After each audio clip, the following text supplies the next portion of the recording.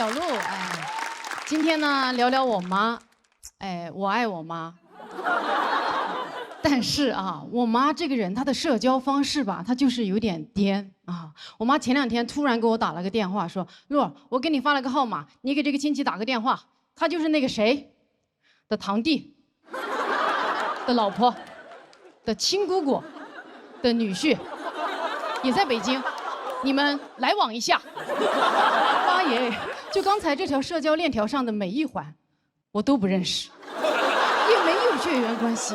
这算什么亲戚？这个人放古代，我们家诛九族都捉不到他。我就跟我妈说：“我说妈，你说的这个亲戚啊，在北京我们一般叫陌生人。”我妈还在那坚持，呀，联系一下嘛，他也是云南人，他也在北京。我说那又怎样？我只是一个普通云南人，我又不是云南驻京办。我不喜欢给人打电话，我妈不能理解啊，因为我妈如果想给谁打电话，拿起电话直接就打。妈耶，这对我们年轻人来说简直没有素质。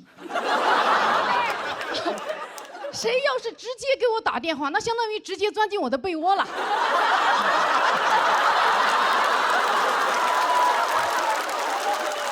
我妈是钻进我的被窝，还揪着我的耳朵一起去钻别人的被窝。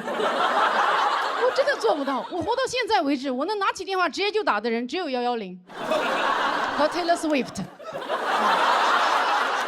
为他打 call。而我妈能拿起电话直接就打的人，就是每一个有电话号码的人。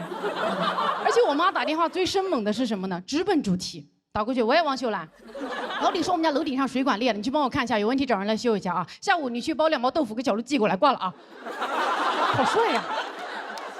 除了我妈，应该只有超级英雄是这么挂电话的吧 ？Got go， 挂，干脆利落，对吧？你不会见到钢铁侠挂电话的时候在那哎，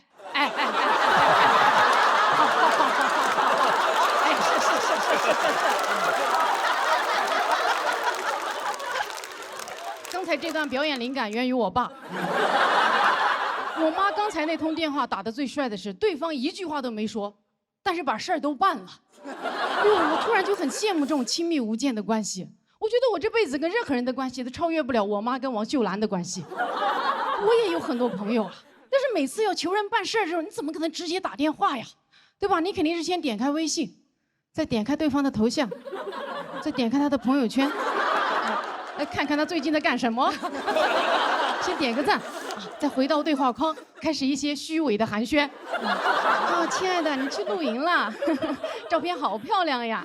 你真是一个会生活的人呀，下次叫我一起哦，我都想你了，西西。咱们尽快约饭哦。对了。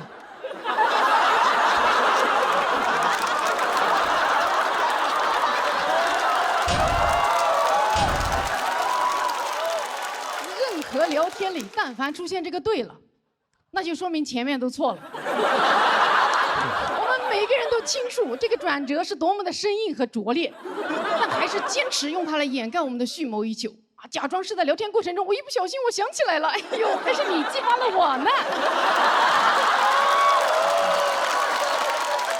就以为这样啊，对方就好接受一点啊。要是这个对了，真的这么好用，那以后人和人的交流就容易多了，对吧？医生对着重症患者说：“哟，你这个情况挺好的。”各项指标都很正常，行了，没事了，回去休息吧。对了，叫家属进来。我妈现在啊，几乎是全职在刷短视频。看来你妈也是。现在都刷魔怔了，短视频里说啥她都信，我说啥她都不信。是吧？我觉得真的，因为我妈她就觉得视频里的人说话她有权威。我说妈，我也在视频里啊。我妈说你那说笑话，笑话不算话。我觉得现在想让我妈信我点啥呀？我可能得自己拍一个严肃短视频，把它剪辑上传到短视频 APP 之后，再把它转发给我妈，然后我妈一点开就是我一脸严肃的在那，这条短视频可能会改变你的一生。建议点赞、收藏、转发之后再看。哈佛大学研究发现，老年人长期观看短视频容易导致智力下降、寿命减短、子女不孝。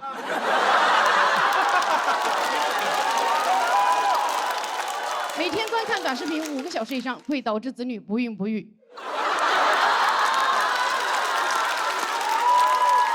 转发短视频到子女的手机会天克地冲，再走你的运气，吸走孩子的阳气，而最终所有的阳气都会被吸收到美国亚马逊公司。从今天起，不点赞、不收藏、不转发，跟我一起抵制文化入侵！哒哒当当哒哒当当哒哒当当哒哒当。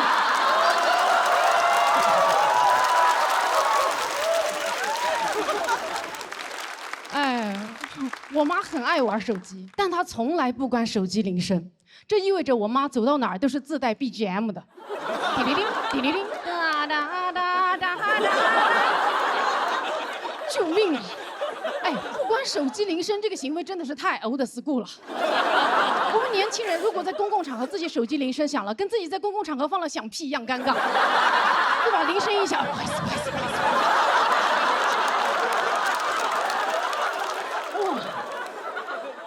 哇，老年人铃声一响，理直气壮，哇！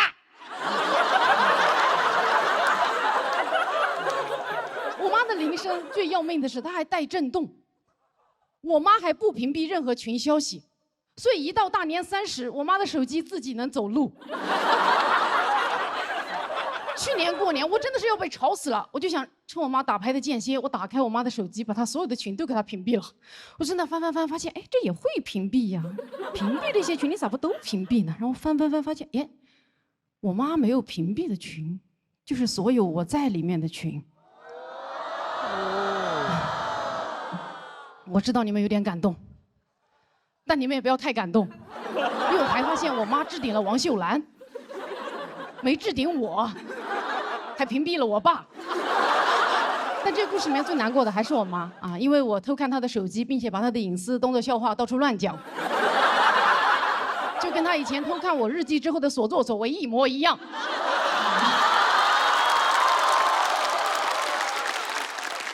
但也没有关系嘛。笑话不算话嘛。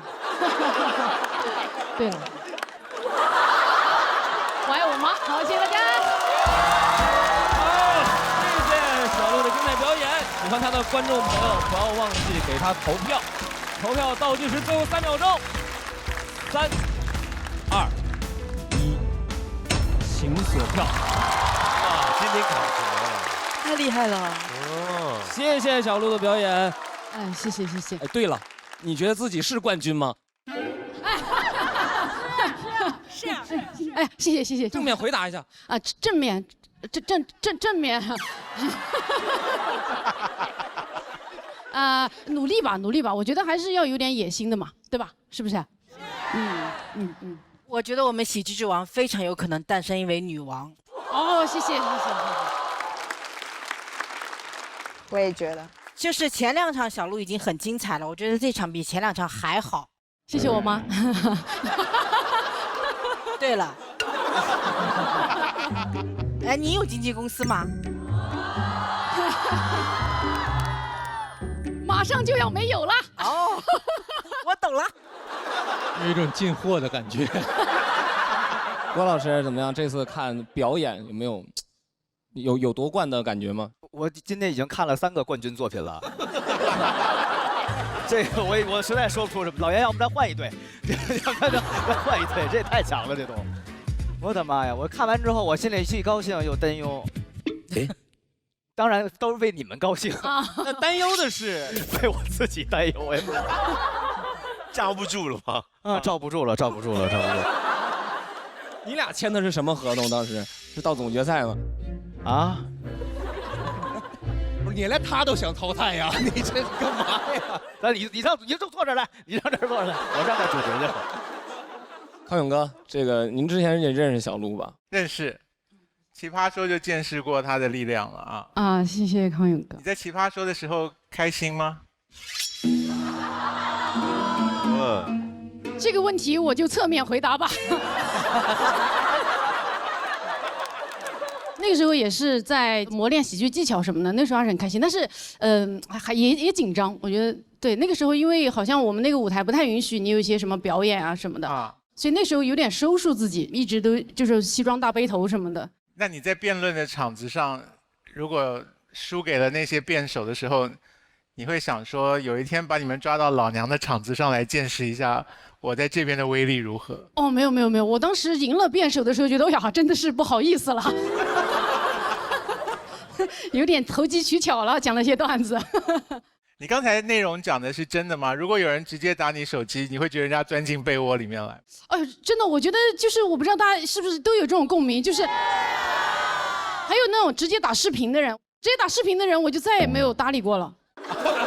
我有可能在洗澡，你为什么要给我打视频？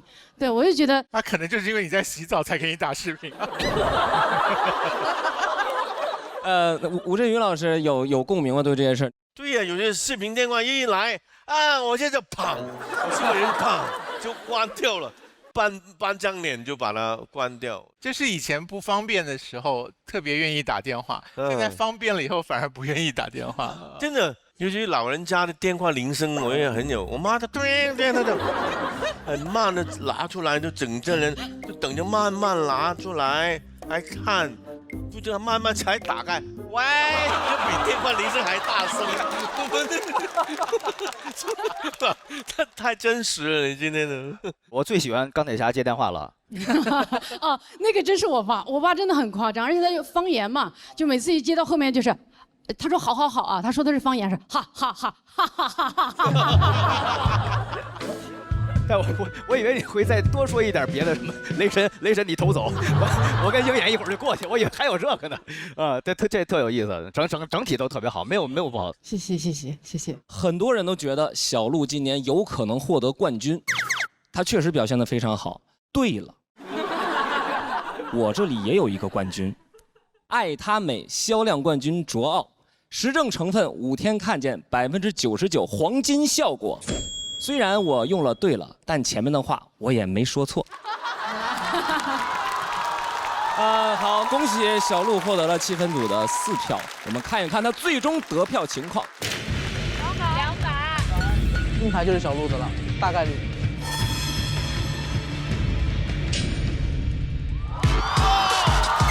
恭喜小鹿获得202票。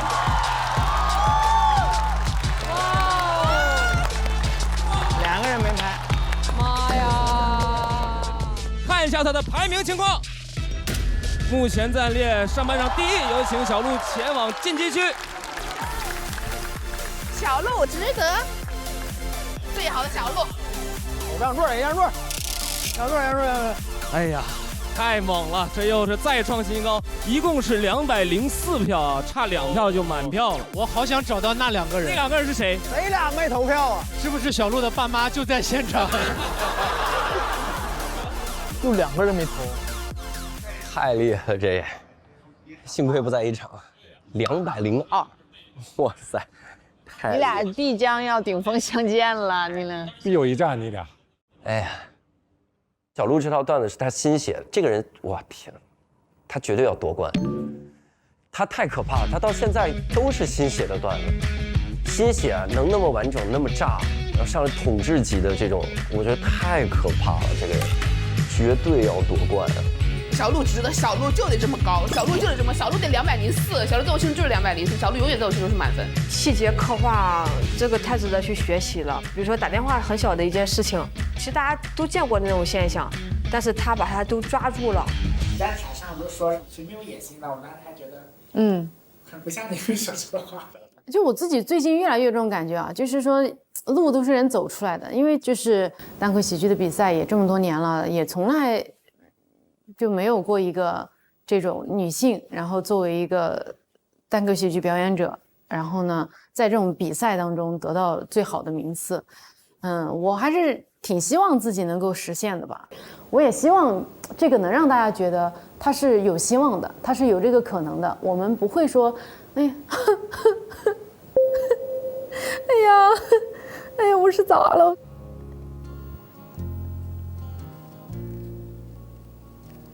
对我就是现在觉得还是要有一些野心，为什么呢？因为，有些时候我们不太敢，就你做任何事情，如果说你很热爱，你也全情投入的去做这件事情，你是肯定会有野心的。我以前很害怕表现这个，就怕别人讨厌我。但是我觉得，如果我还要一直去压制住这个，而不去就是正面的看待，自己想做成一件事情，自己想要成为一个很厉害的人，连这个欲望我都不敢正视、不敢说出来的话，就实在是有点太怎么说呢？有点太对不起自己了吧。所以我觉得还是希望自己能走得尽量高，尽量高，会让更多比我年轻的人，会觉得这个路是走得通的，它是值得去走的。当然，也是一个我希望对自己有的交代吧。哎，我在哭些什么呀？好，那接下来这位演员是一位基层工作者，平时在窗口呢情绪非常的稳定，但可能在台上也偶尔发疯。让我们掌声欢迎梁岩。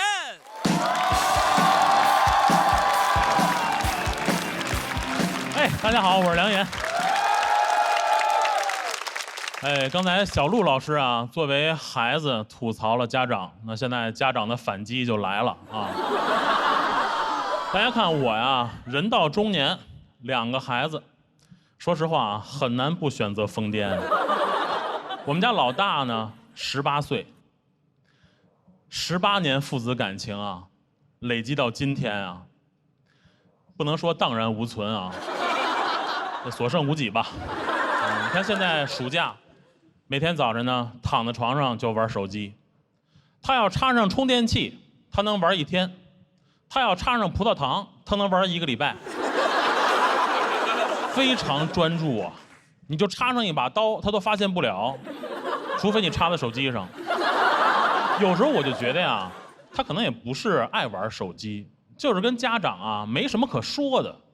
现在在家里边呢，跟我说的最多的一句话就是：“哎，走了啊。”哎，走了，就这个父子关系处的呀，跟同事似的，你就感觉他也不是很想跟你说话，就是走个面儿。但是我呢也很欣慰，因为从小我就教育他，我说这个人啊，你就是再讨厌，面子上也得过得去。我觉得孩子呢做到了。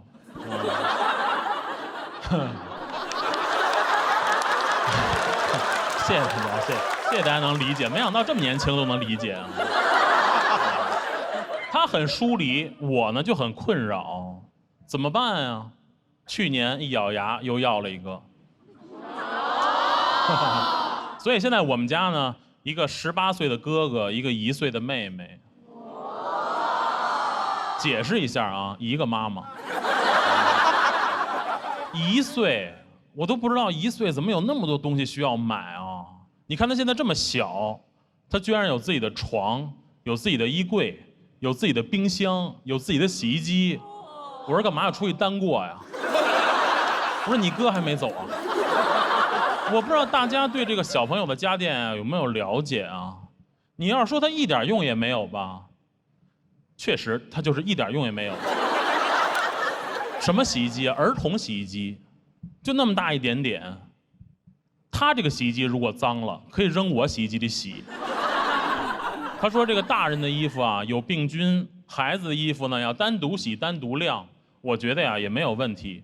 但是我们下班回家抱孩子可都穿着衣服，没有哪个家长回家先脱一干净再抱孩子。哟，宝贝儿，没有对吧？没有，母乳冰箱也是那么大一点点，专门放奶瓶。说搁我们那冰箱里面呢，怕串味儿。我说我那里有不放袜子，串什么味儿？家电除了家电，还有很多需要花钱的地方，生怕委屈孩子。你看，从孩子一出生，家长就围着给拍照，但是满月还是要出去拍满月照。20张照片入册呀，摄影老师给摁200张。我前2天看一新闻啊。就是科学家拍满月才拍8张，满月照拍200张，它都不科学。选完照片精修1张199，一结账5、6千，很难理解对吧？就这么点小孩拍几张照片5、6千，更难理解的就是他有什么可精修的呀？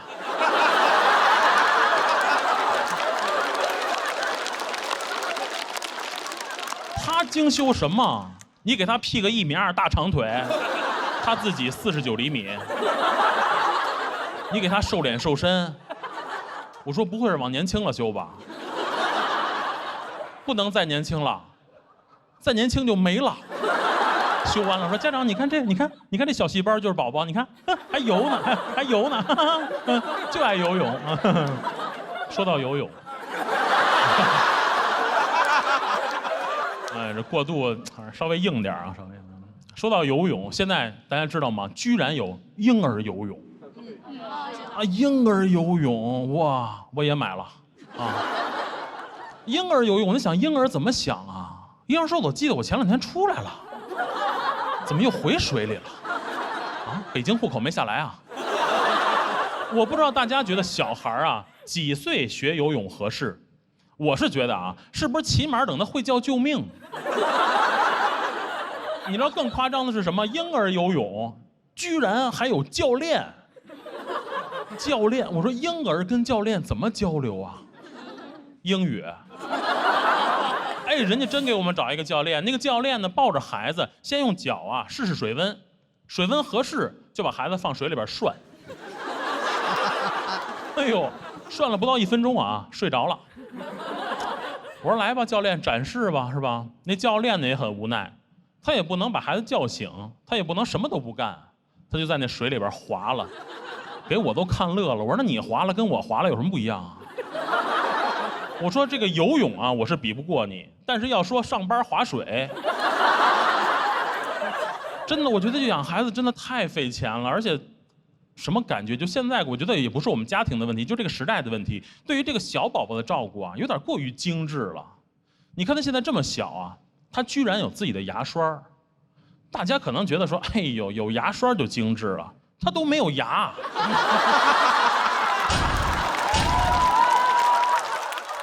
每天就拿那个牙刷捅牙床子。我说嘿，我说我们现在上班都不搞形式主义了，你们养孩子又捡起来了。真的养孩子实在太费钱了，你知道费到什么程度？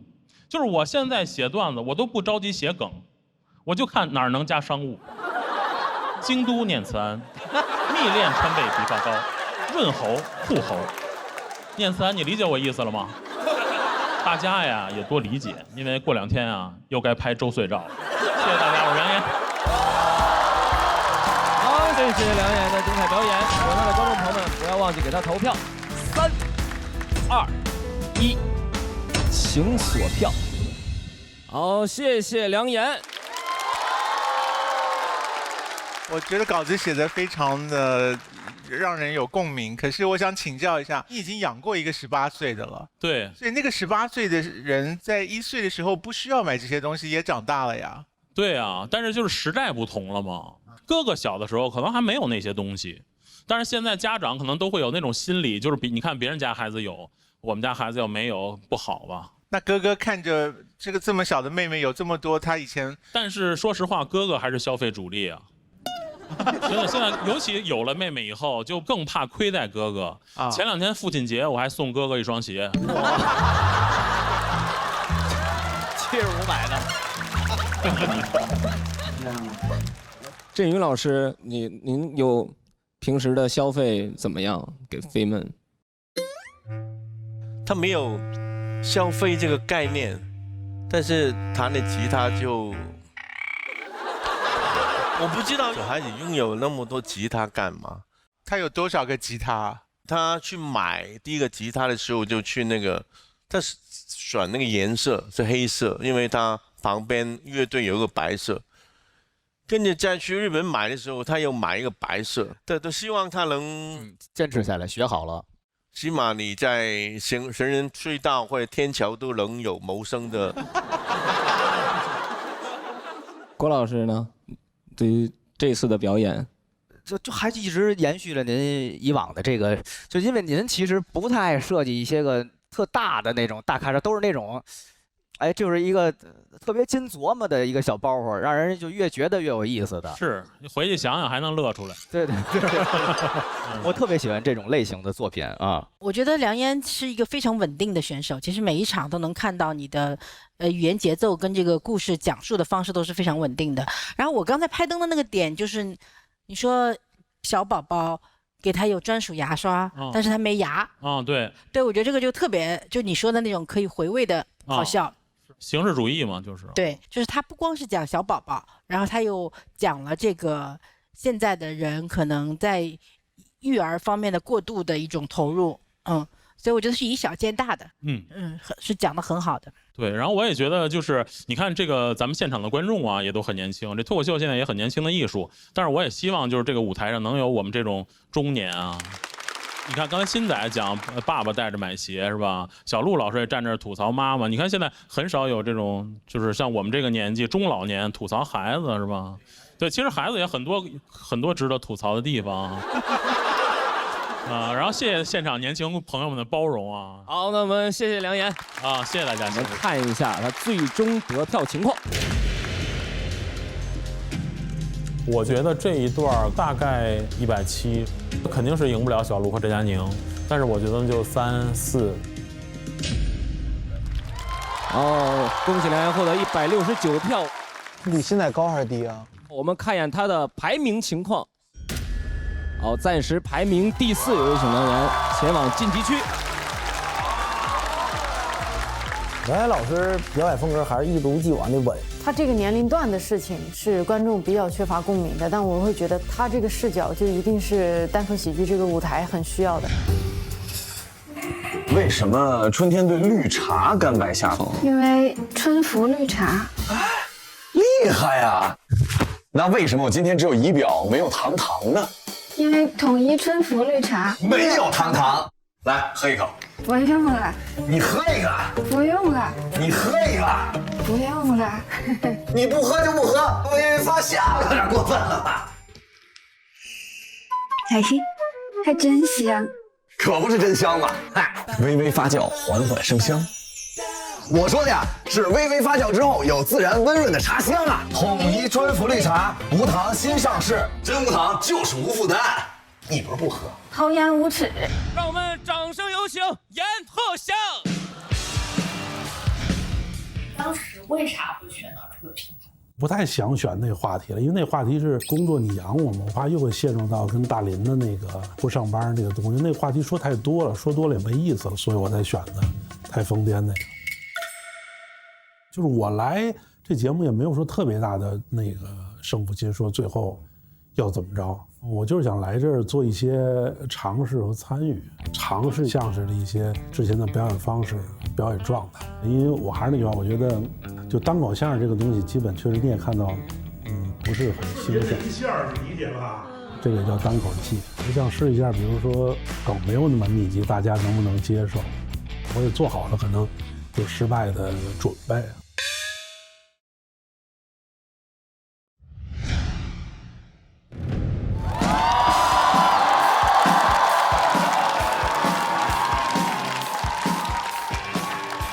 大家，我是严鹤翔。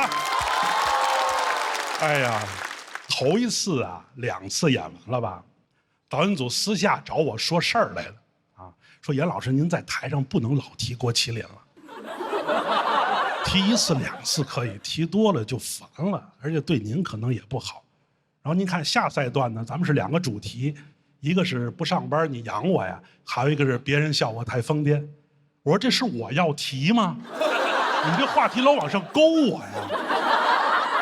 我一说相声的，演单口喜剧，别人笑我太疯癫，因为养我那人确实不上班啊。就提这1次啊，不说了，好，说到做到。然后呢，但事实如此啊，因为这个特殊的情况呢，我现在做了很多跨界的尝试，比如说演话剧啊，然后演影视剧，说单口喜剧，也演新喜剧。然后我发现，当你刚跨界的时候啊，有一个很尴尬的情况，你的表现会影响到别人认为你这2行业的鄙视链。你想吧，我在这儿演单口喜剧啊，如果演得好，下边坐俩观众，哎，到底是说过相声。如果演得不好，回去好好说你的相声。但也不是这种情况啊，是鉴于这2个行业可能呢并驾齐驱，它不适用于所有的比较。你比方说啊，我搭档郭麒麟，演回来，但是不牵扯到不工作这个人。现在转战影视，好比有一天啊，大林发展的非常好，得了奥斯卡的最佳男主角。我打比方呢，你别乐。然后站在台上领奖的时候，下边这些好莱坞巨星肯定不会这么聊。到底是说过相声啊？哎，这我就不服了啊！就是奥斯卡的冠军跟说相声差别就那么大吗？你们要那样的话，我就在德云社等着啊！迪卡普里奥、威尔史密斯、拉塞尔克劳有一天跨界说相声，说的不好，几个包不讲，我也起来回去拿你的奥斯卡去。尤其威尔史密斯不爱听，他也不敢打我，因为德云社说相声。跨界确实是跨界，没办法。我昨天啊，跟好多线下的演员一块儿去上海西藏南路那个大世界说开放麦，啊，一看都是上海的观众。我到那以后我很感慨，为什么呢？上海大世界呢，1917年开演，那过去是全亚洲最大的娱乐市场。100年前，我们说相声的老先生到上海滩闯码头，就在上海大世界，就在大世界，很有意义。但我也对不起先人啊，我到这居然是说单口喜剧啊。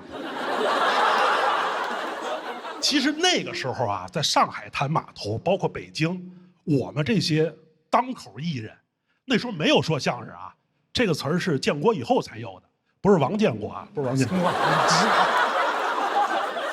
过去艺人地位很低，我们这些靠说话表演说笑话的，都叫玩意儿，没有名字。干嘛去？听玩意儿去。你们要那时候录节目，别人再一问你录什么节目去了，录玩意儿去了。今儿都有什么玩意儿啊？那今天有庞博、建国这几个玩意儿，真是好玩意儿。就得这么说，我不能说好不是玩意儿，很有意思。然后我从那个开放麦出来以后呢，给我们先生就是郭老师他父亲还打一电话。为什么打一电话？因为我们过去有句行话，就是干传统文化的，我们叫北京学艺，天津成名，上海赚钱。真的。我们那时候学艺的时候，就他爸那时候 PUA 我们的时候，你知道吗？就是哎呦，就是你要是学完了这个，将来你要到大上海滩一闯荡，你要是能到大世界说一场，那基本你就算站住了脚了。我说完这开放麦以后，我给我师傅打个电话，我说师傅，我说徒弟今年行了啊，我上海大世界，我也说了这么一场单口。我师傅很高兴啊，孩子，那这北京学艺，天津出名，上海赚钱，你赚着钱了吗？哎呦，师傅，这开放麦不给钱。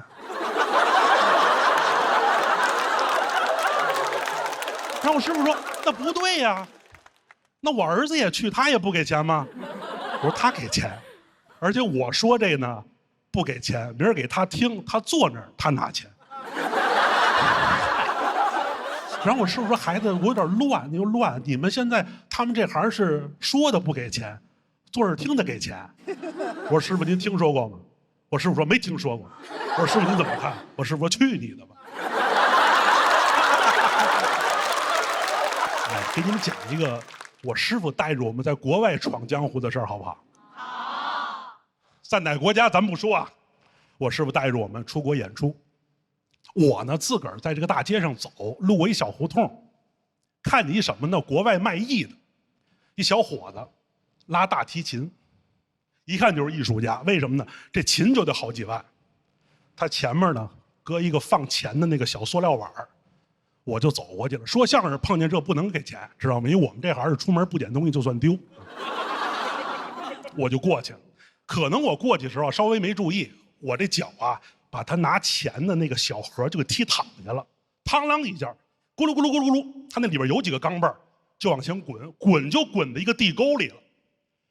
这小伙子很无奈，过来以后我也过来一看，抠不出来了，多不好意思呀！我就从兜里拿出10欧元来，我就直接给他了。江湖骗术都是这样，你钱出手那一刹那，你就知道你上当了。为什么呢？他不拉这大提琴吗？他这小拇指上勾着一根鱼线，这鱼线勾的那个拿钱那个小碗儿，你一过来，他一碰，砰啷一下，他这不犯法，人可没跟你要，你是不好意思，你把这钱给他的，完了，上海滩闯过了，到那儿没闯过来，中年大雁让雁把眼给牵了。我回去以后把这事我跟我师傅就说了，我师傅护犊子呀，这事在江湖上挨着欺负不行啊，咱会会他。带着于谦老师，我们仨就又奔这胡同就来了。到这胡同口一看，我师傅跟我师傅一说，你看没有，就那个。我师傅过去以后，都没等他蹬着鱼线啊，一抬脚，嘡的一下，把他这小碗直接给掀飞了。这哥们拉着大提琴，哎，我那就滚了5米，我师傅这一脚踢出50多米去，干到这胡同口去了。这小伙子过来以后，揉这手指头也不知道怎么回事，我们腾腾腾跟着也跑过来了。我师傅跟着在这一掰着，这呼噜呼噜说了半天，最后没办法了，我师傅也拿出10欧元来给他了。往回走，我说师傅这不对呀，您也让人骗了10欧元啊。我师傅一乐，拿手一指前面，我看于谦老师啊跟我们正招手了，赶紧走，手里抱一大提琴。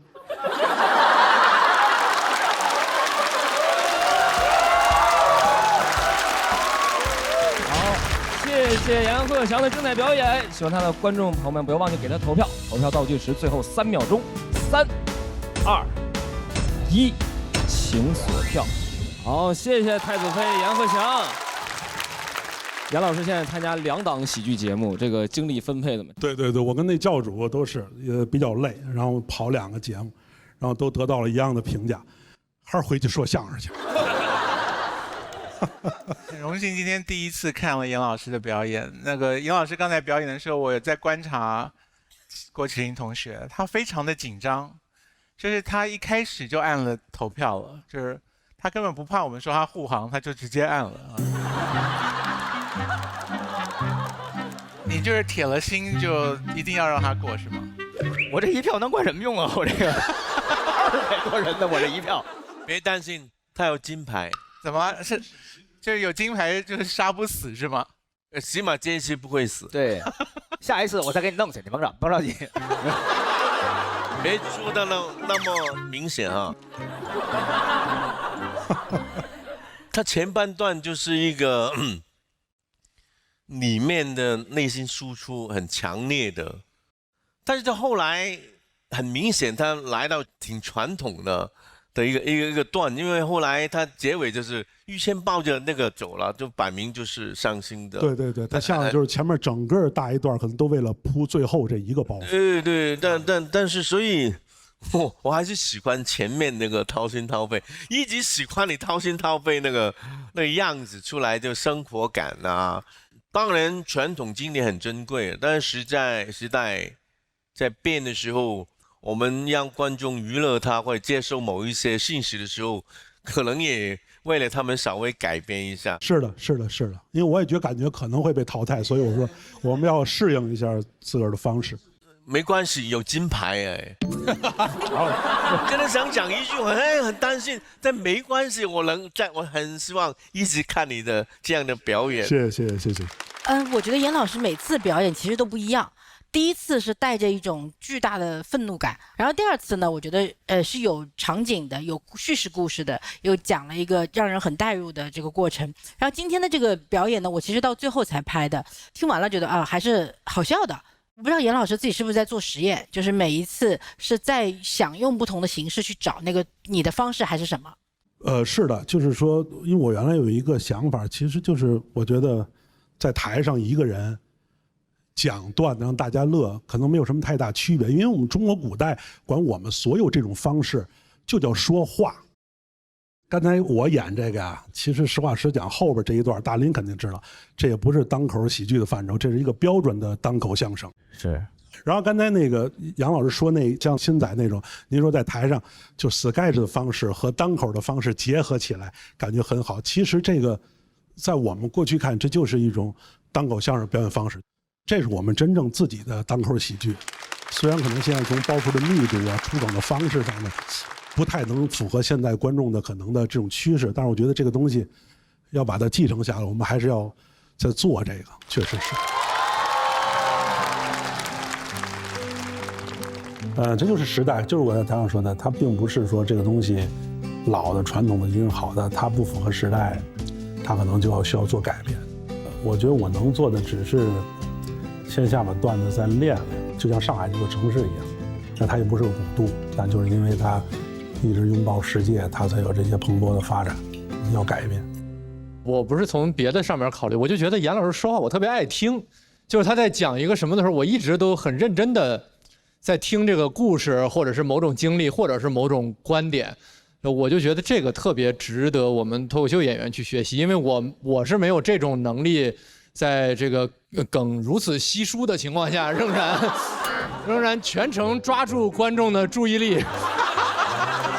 就直接说胆儿大就完了，是吧？我就想起来，原来有一个评论说，只有马三立先生讲那个81层楼，敢讲一个5分钟的小段，最后只有一个包袱。这个其实是很神奇的能力，至少我作为也是喜剧从业者，我确实一直挺敬佩的。就是这有是时代的因素，因为马三立先生也是年长了以后，然后才开始说单口，有时代因素。马三立如果今天来这儿，那是我们的荣幸。该乐还乐，该乐还乐。恭喜贺翔哥获得了气氛组的3票。那大家看到，现在我们进区已经坐满了。那现在即将排名发生变化，有请我们第4名的梁岩回到台上。现在的排行榜究竟会不会发生变化？哎，严老师，严老师，我挺留步，哪有金牌我？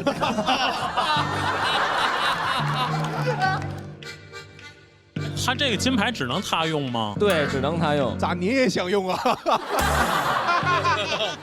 你那个左上那兜好像也像个金牌。兜啊，那口袋里面有个。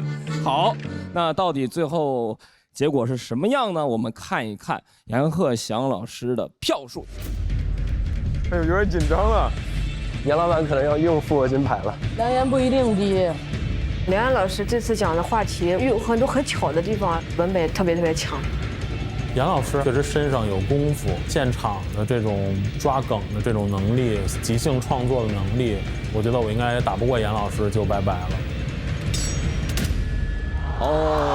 恭喜梁岩169票，那还是先回到晋级区。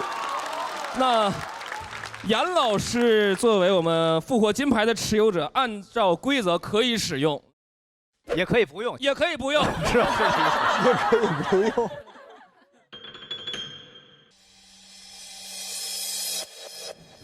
用肯定是还是要用。那有什么用金牌感言吗？没有，就是每一块金牌拿的都不容易，不能丢啊。没事就把它用了吧。呀，好，那请杨老师交回金牌，在我们的金牌销毁处。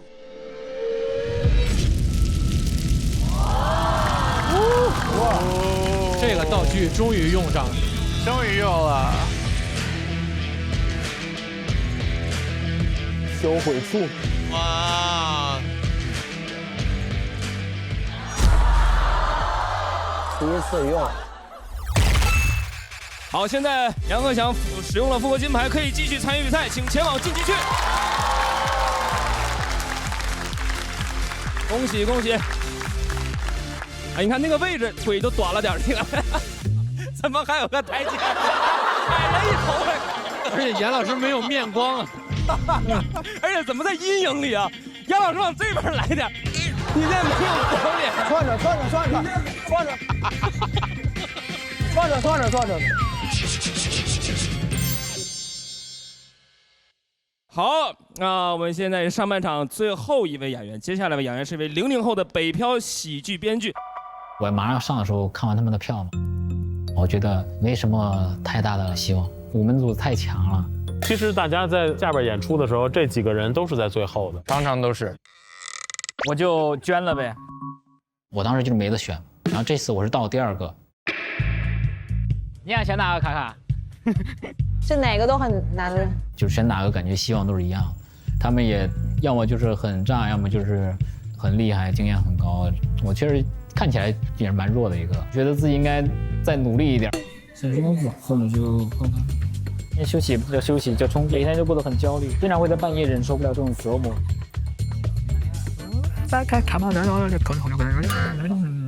没有自信。不过了，上山。不过了，上山。我觉得你那个挺好，这个挺好。能打得过他们吗？能。你个屁！能，我说能就能。好，这几天那种感觉就是被夹在一个夹缝中。我也觉得希望很小，然后那我干脆把自己所有东西就演好，让大家听去判断我应该在哪个位置。让我们看一看00后是怎么发疯的呢？有请陈数。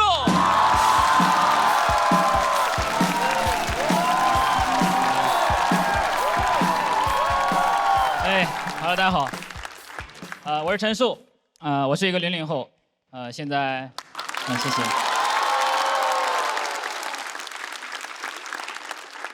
没见过吧？现在毕业2年了，但感觉压力还是很大，而且我会把压力会量化的非常的具体。你比如说一个房子3000块1个月，那对我来说就是1天100。我一旦这样想，每天就会过得很焦虑。每天中午起来一看表啊，50块了。一焦虑晚上就睡不着，一睡不着你就更焦虑，我就眼睁睁看着时间就这么1分1毛的过去。别人失眠都是1只羊2只羊，我1毛1 1毛2。别人数的是羊，我数的是羊少1横。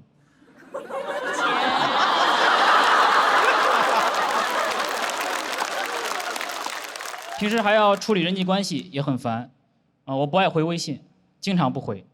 你们的微信都是WeChat，我的是 YouChat。回信很累啊，总是要字斟句酌，生怕回得不恰当。我甚至连回复 OK 的时候，都会特意的改成小写，这样显得比较圆滑、俏皮。但是你不回呢，又要找理由解释，就很消耗。所以我每次就很喜欢坐飞机的时候，你可以心安理得的不回，对吧？你那种打开飞行模式，什么消息也收不到，那种感觉，哇，上天了。莱特兄弟为什么发明飞机？就是嫌地上的人话太多。你也不知道为什么必须要找一个正当理由。我现在就想回就回，不想回就不回。我现在随心飞，就是受不了很多的压力和规矩，就想怎么才能逃离一段时间。就有没有一种办法，它既远离人烟，又不会饿死？出家，生活清静。对吧？社交也简单，和尚没有什么勾心斗角，没有什么精神内耗，更没有什么亲密关系。别人跟我说话，我可以不回复，他不会觉得我不礼貌，他只会觉得天机不可泄露，而且也很容易受到世人的尊敬。即使我什么也不会，还是会有人叫我一声小师傅。而且庙里的生活它更健康。近几年流行的健康的生活方式，在里面都能享受到。你像斋饭、减脂、敲钟、有氧、打坐、正念冥想，但再也不用担心失眠，每天都有人在你旁边念经 ，ASMR。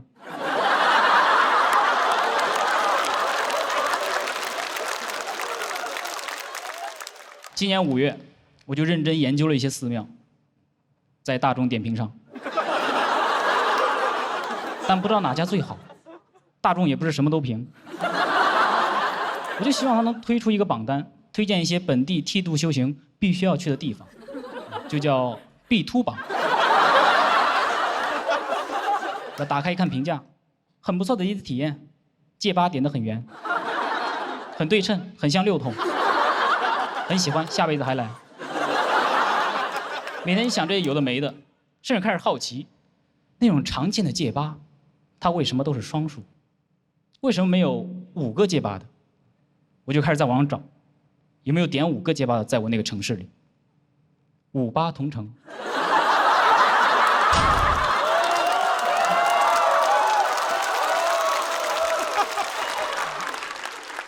这就是现在精神状态。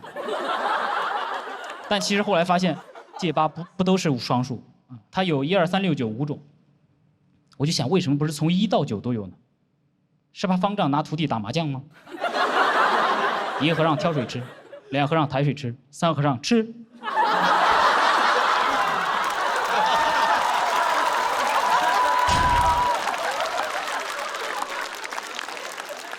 想出家念头就越来越强烈，就告诉了家里人，他们觉得我疯了啊，说我是离经叛道。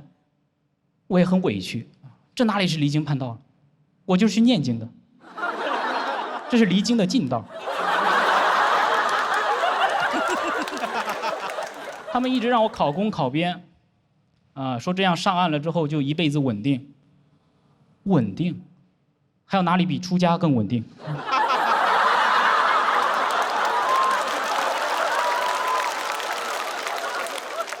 而且他们讲究轮回，我不光这辈子稳定，我来生都稳定。什么上岸不上岸的，回头就是岸。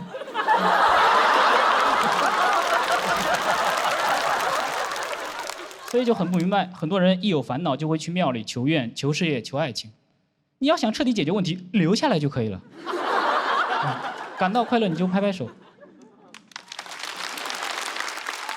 不是这个意思，不是山东的意思。感到快乐你就拍拍手，怎么才能？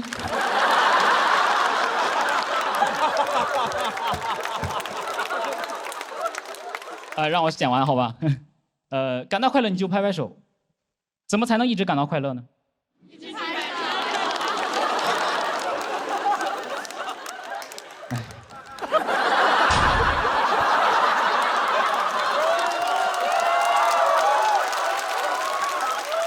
双手合十，我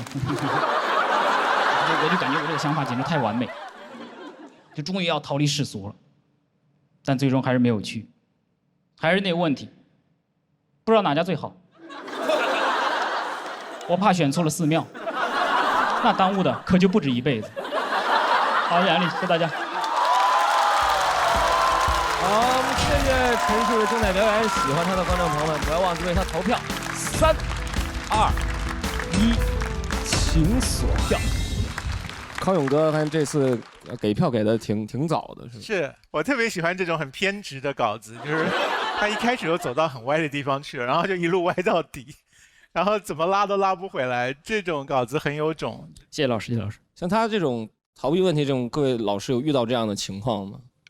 我没觉得逃避问题，这不积极解决问题呢？对呀，没有觉得。我很务实的，另辟蹊径，人家。他好像变了一个人了，对比上场好太多了，是这组竞争压力比较大，所以就是重压之下，可能比较松弛这样。可能是这种出家的这种话题特别适合你，就你讲这种事儿，你就淡淡的，你这个状态就特别适合讲这方面的事儿，对吧？你真的有上网去搜寻？有的，都是景点的评价，他没有人会推荐说，哎，推荐这里还是这里。你真的去修行吗？没有去修行，对，但是感觉就是看完那些视频之后，就确实内心会安宁一点，就是感觉好像有个退路。因为我真的是曾经去做过你段子里面讲的事。你出家过？对，我有戒疤的，有三个，对。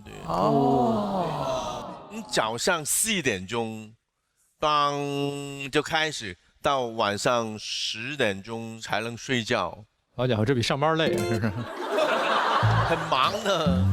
我们要煮饭、清洁啊，什么，你不是太多时间读经，就是有隐藏机位拍嘛，听着像个真人秀感觉，就是。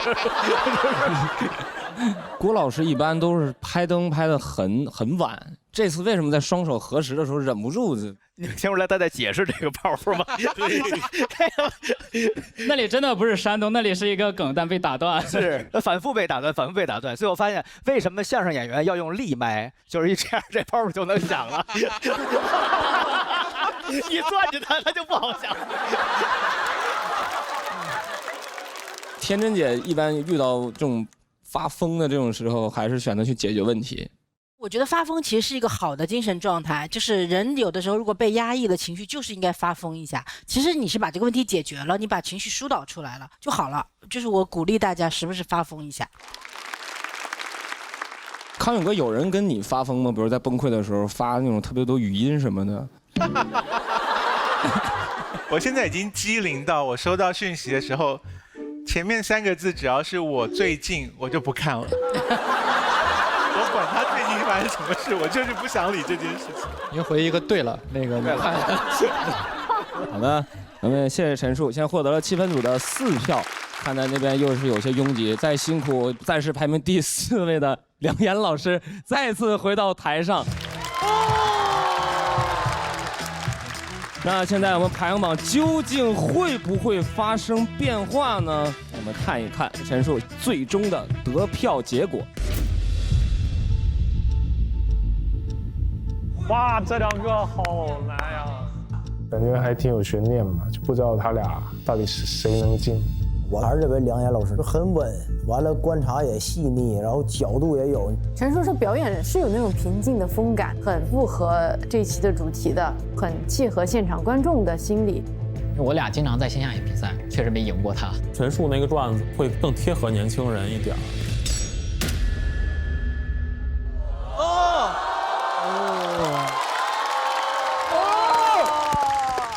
梁岩淘汰了。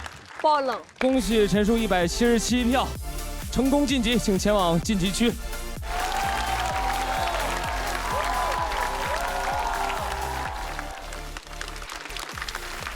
我觉得这是报了一个小小的冷门的，因为陈数在以往的这个成绩上，他确实没有梁岩发挥的好。但是你今天看完现场，你不会觉得太诧异啊。今天的表现比他前面2次的表演有很大的不一样，而且是肯定是进步的。陈数上来之后有一点无所谓了，我最后一个讲，我就讲完就得了，啥也不怕，我该发挥的都发挥。他反而那种松弛，我觉得赢了。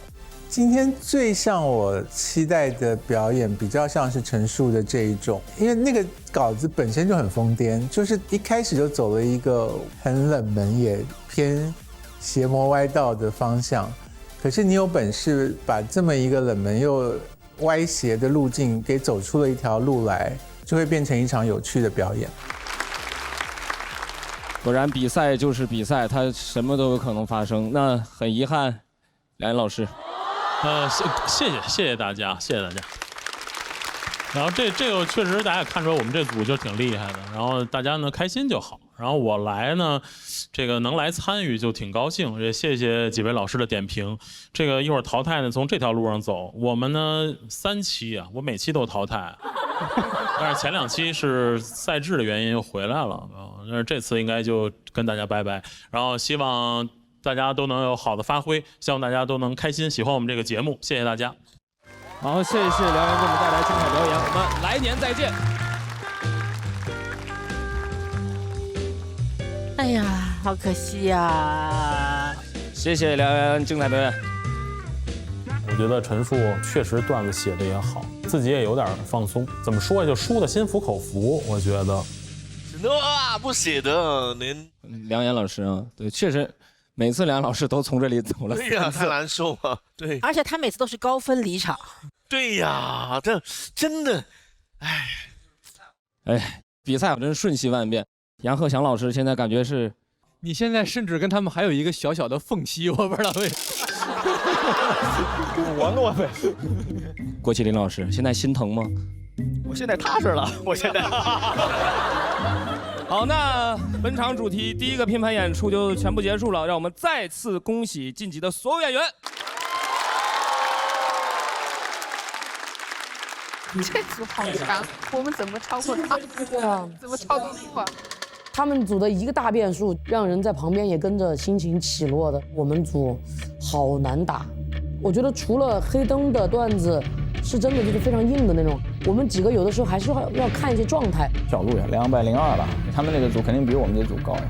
他们都好强，可能我们组拿不到那个复活金牌了。到底哪一个拼盘能够获得复活金牌呢？我们下半场再见。互嗓实力派，大笑更畅快。感谢快乐靠山京都念慈庵独家冠名播出。快乐再发酵，感谢微微发酵缓缓生香的统一无糖春福绿茶联合赞助播出。本节目由爱他美销冠卓奥特约赞助播出，实证成分5天看检，99%黄金效果，国民白酒真正纯粮，陪你共度快乐时光。感谢快乐酿造家老村长酒特约赞助播出。肯德基周末疯狂拼，29.9元吃到爽。感谢周末炸鸡搭子肯德基指定赞助播出。上微博参与喜单人的自我修养全民共创活动，优秀内容有机会在节目中出现。